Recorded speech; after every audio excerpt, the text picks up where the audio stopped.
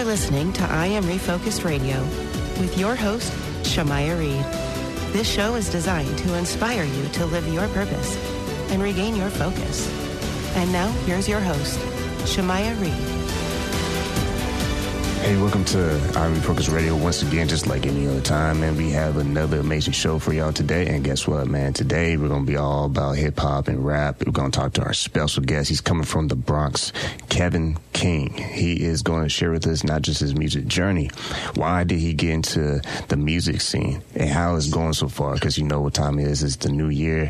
Happy New Year to you and everyone out there watching us. 2025 is going to be big for anybody who goes out there and just make it happen. So first and foremost, we have Kevin King. How you doing today, sir? I'm fantastic. Thank you for having me on today, Shamaya. It's a pleasure to be here. Well, I appreciate your time, man. So first and foremost, kind of paint the picture for the audience. At what point did you say, you know what, I want to get into this music game, and how did that work out for you as far as just the beginning process? Because we all know if you're doing this as a job, you're going to be wearing many hats. Absolutely. Just to even start, I've been wanting to be in the music industry since I was 16, 17 years old. I was developing my pen with the people around me. I was writing, freestyling, rapping, doing all that sort of stuff, and getting into the studio, sort of making songs. But like any other millennial Gen Xer, right, I had that anxiety in me that sort of stopped me for the longest period of time. So I really wanted to wait until it felt like the moment was right. And I've had a million conversations before between myself and my guy, Rome Holman. He would tell me all the time, hey, I'm putting this out, I'm putting this out. And I'm like, let me get a feature, let me jump on, let me do something. But I would never put something out for myself because I was always worried about the public seeing you not be a celebrity, right? Everybody's so scared to be seen starting out, but they want to get to that end point. So at some point, that was something I dealt with. And within the last year, really, I decided it's time. Like, it's going to be now or never. Seeing people like Griselda, so Benny, Conway, Westside Gunn, those guys be in their 30s and do what they do now, they're starting to really blow up, right? I started really looking into it. And a lot of artists that I really like started later on in life. So it encouraged me. It said to me, like, let me get that extra bit in and let me just put the work in and see what happens. Whether or not it's a pass or fail game, you know, that's up to me, and that's up to if it connects with the audience in front of me. That's what I appreciate about the show, because you always hear from everybody. They all have their unique journey, and also everyone has their pain points. But the difference maker is what people actually do after they experience that pain point. For you, since you did make that point that you started later on in your life, what has been your advantage being able to start later on in life? Because maybe you have more experience, life experience that you put into your music. Paint that picture for the audience. What are some of the things that you basically say, you know what, I can use this as my advantage as I'm birthing my career? One thing I was worried about was having something to say. And I'm glad I haven't run out of that sort of stuff, especially even getting a little bit older. You find that a lot of the things that were important 10 years ago are still important now, just in different ways, right? You still think about money. You still think about the world around you, the things that are being impacted. I think age brings a little bit of wisdom. I feel like I'm a relatively smart dude, but I didn't have the wisdom that I feel like I have now about life. Like, you know, everybody hears their parents and they're like, you don't know nothing. And then 5-10 years down the road into adulthood, you're like, damn, maybe mom was right. Maybe she had a couple points there. From a sort of practical perspective, I think resources now, I make connections to people that are in the industry.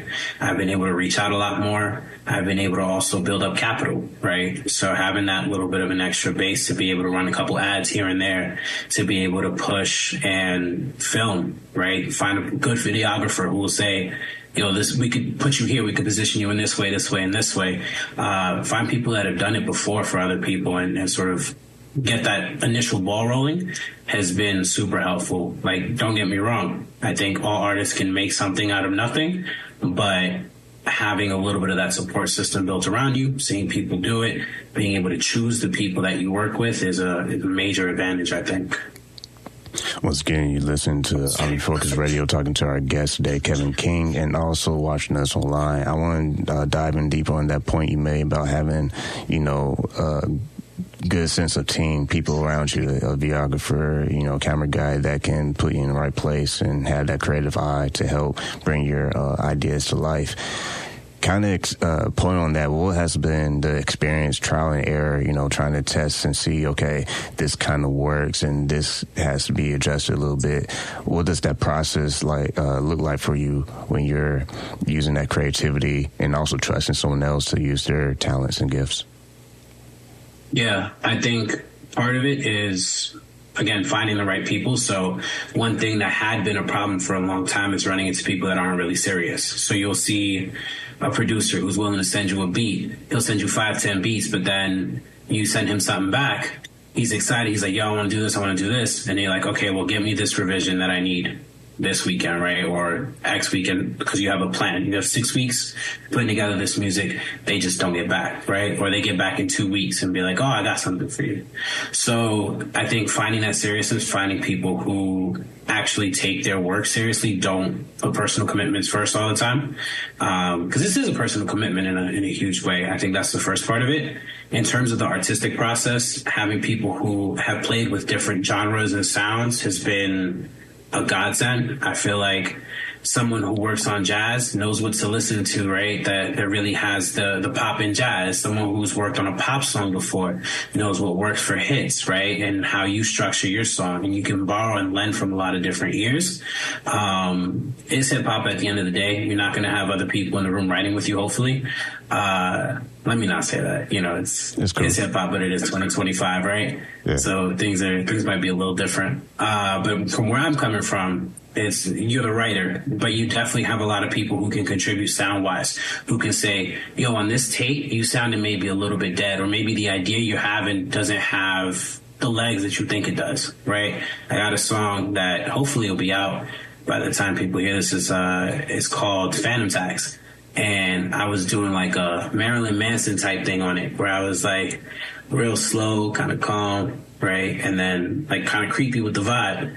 And when I did it in the studio, the person that I work with, my engineer, Cease, he was like, that sounds cool, like when we ain't here, but it'll sound dead when we actually put this put this on wax and then get it mixed in. You're gonna be overtaken by all this, so you need to add a little bit more to it, right? So that type of stuff is stuff that you can't get without trying it first, but you also can't get without having the people who have those different ears around you that have seen and experienced the different types of music that people make.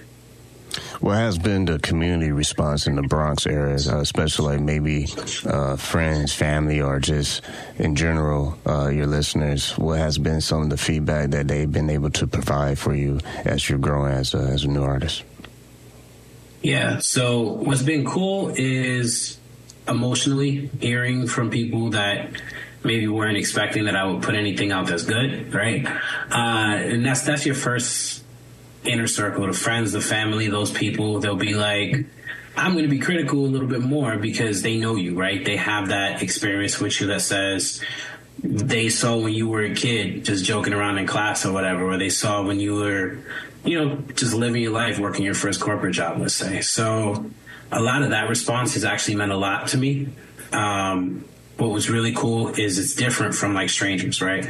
I think you know this yourself, right, Shemaya? So like you hear strangers tell you, this is dope. It's a different type of validation. It's still great, but it's different. Yeah. So that's been really, really awesome. In terms of what that reception has looked like, I think I'm starting to build a little bit of perception as a more conscious MC, somebody who tends to think a lot. Funny enough, I'm like, that's not really me. Like I'm not a dummy, hopefully, but I'm not the conscious dude. I just tend to say it a lot on the songs that I'm on. So I'm hoping with these next couple songs, this next project, I really get to sort of expand that reception with people. But on King's Ransom, that just released recently, you definitely will see a little bit more of a conscious side, a conscious slant that came when I recorded those songs. Once again, listen to Refocus Radio, talking to Kevin King, and you're watching this online. I want to go back a little bit when you touched on how people in the studio, the professionals in that space. They provide you feedback. I think feedback is always crucial, whatever you're doing in life. And it's one thing to have tough skin and be able to get better at the craft and get better at everything you're doing with your music, but it's another thing to take what people are saying and say, you know what, I'm going to stay true to myself, but I'm going to still adjust a little bit to make sure that I am actually giving out good product. How do you keep that balance with staying true to who you believe you are with your signature sound versus professional criticism? Yeah, I have a sort of double-sided theory on this, and it basically boils down to you make music about yourself for other people, right? So at the end of the day, you don't want to be the only person listening to your music. So the little touches and affects that you might have that really work for your ear don't necessarily always work for others. So I like to shop my music around. I got a small group of people that I work with that, you know, they're honest. And that's really what I look for. You find a lot of so this is unrelated but related. I used to work at Yelp back in the day. And you know, Yelp, you got two different spectrums. You got the 5-star review, you got the 1-star review, and everything in between people don't really care about as much for some reason. But in between that 2 to 4 stars, right, those people that'll be honest with you, critique you, and still look for the good in your work, those are some of the best people to hear from. And that's where you really can build and grow.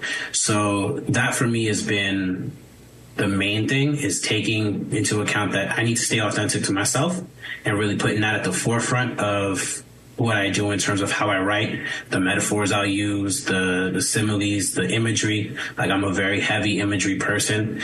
But I really want to develop my sound for somebody who's going to listen to this for 2 minutes and has to sit here for 2 minutes while I perform for them, you know? When you see the trends that are going on in the music industry, now that we're in New Year, what's some of the things that you're noticing from the business standpoint in the music industry that you feel can be helpful for your personal brand, or also what else you see that you hope can get better as an industry? Yeah. So I think that one of the things that is a big realization for me coming into 2025 is the importance of being a content creator beyond just making music. I always thought a lot of artists will live their lives by basically just dropping music, and if you kind of get lucky, you get lucky. It's not a lottery system at the end of the day. I think a lot of this is building a business, and you have to put that at the forefront. In terms of trends, like, there's the micro trends and how people create their content, to sort of shift away from, you know, visual hooks and exciting drops into more authenticity-based content. Like, people want to connect with the person as opposed to be given that visual, flashy style.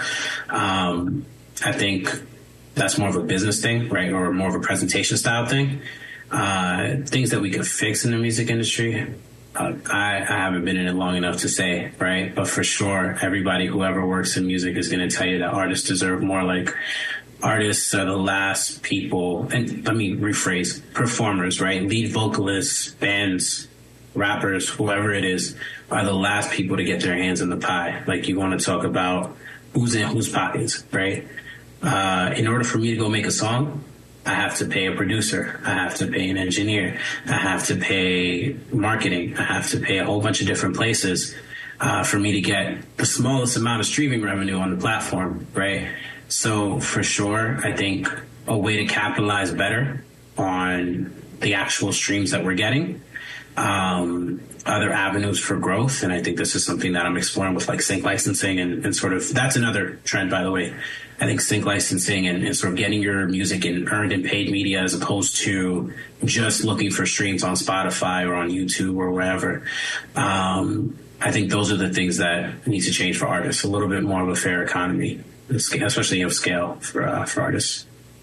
And let's talk about you as an artist, your style, because I've been able to see a couple of videos, and I like it, man. Your voice is dope. You know what I'm saying? Your voice is dope. I appreciate that. That's me personally saying that. So there you go. When you see how you be able to capture your sound over time, what's some of the things that excite you as your ability to allow people to enter your world, your space of Kevin King? Yeah, I think the vocal performance is one thing. Like going back to Yelp, it's gonna sound nuts. The first call I ever made, because I was cold calling. I wasn't doing nothing crazy. I was on the phones every single day talking to people in Holyoke, Massachusetts, and they was hanging up on me. The first dude was like, "Hello?" I said, "Hello." He started mocking my voice. I was like, "Oh, come on, man." So now I had a thing for a long time where I was like, I can't hear myself on a microphone because I know I'm like, yo, I don't sound hip hop. I don't think like, what does hip hop sound like? You got Danny Brown. But in reality, I think performance, that all comes down to is I want people to understand like who I am through my performance. And I think this first EP, King's Ransom, shows off like a lot of that conscious part of it, a lot of the, the exciting aspects of it, the imagery, the lyricism part. But I really want to play around a lot more with performance in these upcoming projects that I'm working on. So if you listen to something like the Goyard Gatling song where I have myself sort of rapping in front of the bodega, right? I got a lot of lyrics in there that are cool, like these like double entendres or these like little imagery points. So many rats on my back. No wonder why we had splintered. First down jacket. When I was young, I was shivered, but now I let things I can't pronounce keep me warm in the winter, right? Like that sort of visual portion of it and the way that it evolves. But in the new stuff that I'm working on, I think I have a lot more performance. So instead of it being like I'm just straight rapping, I have, even just going back to that Phantom Tax song, the hook on it is I'm like, I'm just looking for a love like Lucy, body devilish, right? And it's just like that little bounce to it as opposed to just being all about the lyricism and sort of that aspect of it. So growth as an artist for sure is something that I'm looking at, and to really sort of hone in on the question is getting you to know who I am. Because I think King's Ransom definitely shows you who I am from a world perspective, the world that I came from, sort of a little bit of who I am in terms of the playfulness part. And there's a song called Hoes Everywhere with my guy, Ron Holman. Ridiculous song, but I love it. And I want you to get you to know who I am as if you were talking to me in person, where you get to hear the type of person that I am and the kind of ridiculousness that exists in me through the next album or so. You're listening to Refocus Radio, talking to our guest today, Kevin King, and you're also watching this online. My next question will be, when it comes to marketing and putting yourself out there on shows, different platforms, interviews, how important is that for an artist to be able to get on platforms and not just share their story, but kind of shed more light into why they're doing music and the big core mission, I should say, of what they're trying to do for their audience to appreciate? Yeah, it depends on the platform for sure. I don't want to name any names. There's a certain YouTube channel that goes out and recruits young MCs to stand on a rooftop and rap for them, for that thing to get 100,000 views and that artist to get 100 listeners in 6 months. We'll take your money if you are not particularly worth listening to yet. And I don't mean that as an attack on anybody's art, but I think there's a production quality. There's a performance aspect of everything that you do. So not everybody's going to be at that level yet. And there's a lot of companies out there that will give you a platform and say, this is going to give you exposure. Here, pay us $250, pay us $1,000, pay us whatever it is. That type of platform is not particularly helpful, but I think there's a lot of platforms that come from networking, a lot of platforms that come from being able to surface yourself, right? So the platforms that you already get, YouTube and TikTok and Instagram, and being able to surface who you are for the people around you who could be potential audience, being able to run ads for yourself and your music. Those are some of the most powerful things that you can do. And then once you get into sync licensing, right? You get your song on, I don't know, a Garfield movie, right? People who never watched anything hip hop but love Garfield are going to be your fans, provided the song is something that they enjoy. So I think it depends on the platform for sure, but I think the power of being able to surface yourself as an artist on the free platforms you have available to you, and on interviews like this, where the host genuinely, it feels like, has a connection to the person they're interviewing, where it feels like they have a genuine desire to spread their platform, right, and to grow. Those are the things that you really want to look for, and those are really impactful platforms. I appreciate you saying that, because my personal story was starting Refocus. Stay in the Green Room started in 2017. But what's crazy about this is that 99% of all this is word of mouth. We don't Yep. run Google ads. We don't do all this stuff. 'Cause it was very interesting when you mentioned the point of some platforms charge to just to be on their platform and you know, share your brand. And I guess that's the way to do it, especially you have history of having a big audience. But what you said about investing in yourself, running your own ads and doing all that, I think that's genius, because if you play the cards right, I think you have a better shot when you invest in yourself, whether it's reading, whether it's surrounding yourself with smarter people in different fields that can kind of show you the right way to go versus what I might think personally. I mean, that's what this platform has been able to survive off of, is networking and great minds giving me feedback and giving the platform feedback and understanding the core mission of what you're trying to do. And as long as you have those ducks lined up in a row, there's no limit, man. It's really just like you said, when you start investing in yourself, you start seeing your options. Yeah, absolutely. Good. Funny enough, there's a song by my good friend Rome Holman called "Nothing New," where he talks about exactly that. Like, it's so much more about how you build what you build, right? The legitimate connection you have with the people, and the way that you build that fan base is not through, I'm going to spend X amount of money just to get on to what is essentially a glorified talent show, right? But yeah, he addresses that on Nothing New, To Be Immortal, and I think that's like, that plays in my head a lot. I know this sounds crazy, because you meet so many people who are like, I like what you do, can I get $1? And it's like, that verse definitely plays a lot in my head because of that, because I think about, like, man, there's nothing that replaces that genuine connection that you get from putting out the music, from getting to your fans and having your fans spread, word of mouth. Yeah, and just to add to that, the fans, they going to be the realest ones, man. I'm telling you, they are going to tell you cutthroat if they love it or they hate it. And the biggest thing you can always do after you get that kind of response is just own it and say, okay, what's next? Because I think a lot of times people, they quit too soon. Like, they're so close to hitting the diamonds on the other side that they put their tools down, they quit, and they give up. And you basically sealed the deal once that happens. Like, you never know what could have been, because if you look years in advance, 10 years from now, from today, is either going to be you still telling your story, or it's going to be you wishing that you kept going. So which one you rather be? Do you want to quit, or you want to rise up to the top based on what you know is true, and that's your message, that's who you are? So in closing, let me have the last word.